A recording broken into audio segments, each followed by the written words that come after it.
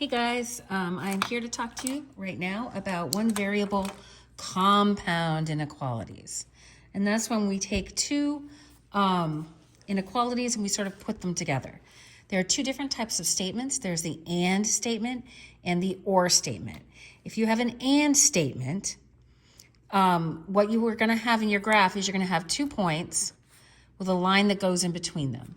If you have an or statement, what you're going to have when you graph it is 2 points and they point outwards, like to the sides. One goes one way, one goes the other way.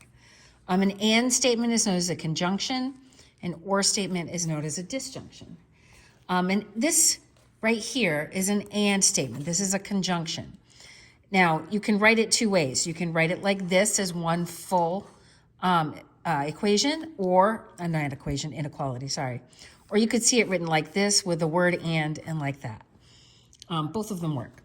So when you see it written all together like this, what you do is you separate it into two parts. You have this part in red that you would write by itself so you can solve. Then you would have this part in blue that you would also write by itself that you can solve. So I'm going to go ahead and solve it. This is pretty simple. This is +2, so we're going to do our inverse operation. We're going to subtract 2 from both sides. And we get -5 is less than x. But in order to graph it, we need this x to come first. So we'd have x and we'd have -5.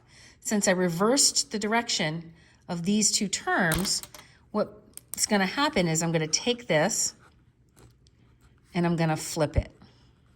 Because I flipped these to the other side, so I'm going to flip my side to the other side. And it's going to be x is greater than -5, okay? Then I come over to this side, and I have x plus 2 is less than or equal to 7. So I'm going to subtract 2, because I'm going to use my inverse operation. I have to do it to both sides. And I have x is less than or equal to 5, +5. Okay, so for this one, x is greater than -5. I come to -5. Since it's just greater than, I'm going to make a hollow point. Okay? This one is x is greater than, or it's not greater than, sorry. This one is less than or equal to +5. So I'm going to make a solid point. Now, since this is an and statement, this is a conjunction, there's going to be a line that goes between the two of them.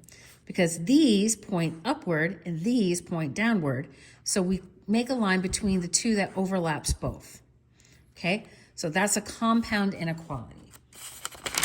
Let's take a look over here. This is an or statement, or.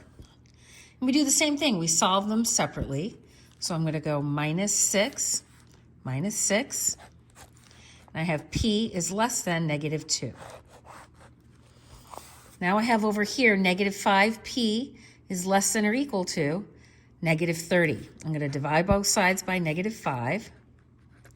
But since we divided by a negative, divide by negative, we're going to flip. Flip. That doesn't look right. That's supposed to be a capital L. Flip the inequality sign. Flip it. So I'm going to have p +6, and this is flipped so it's greater than or equal to 6. So this is a greater than or equal to, so I put a solid point. I point to all the numbers greater than 6. This is a less than or equal to, or just a less than, so I go to -2, I make a hollow point, and I point to all the numbers that are less than 2. Now, since this is a disjunction, an or statement, we knew that these were going to point outwards. Okay?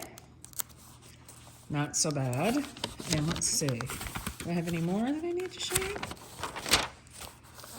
you? Ooh. Absolute value inequalities.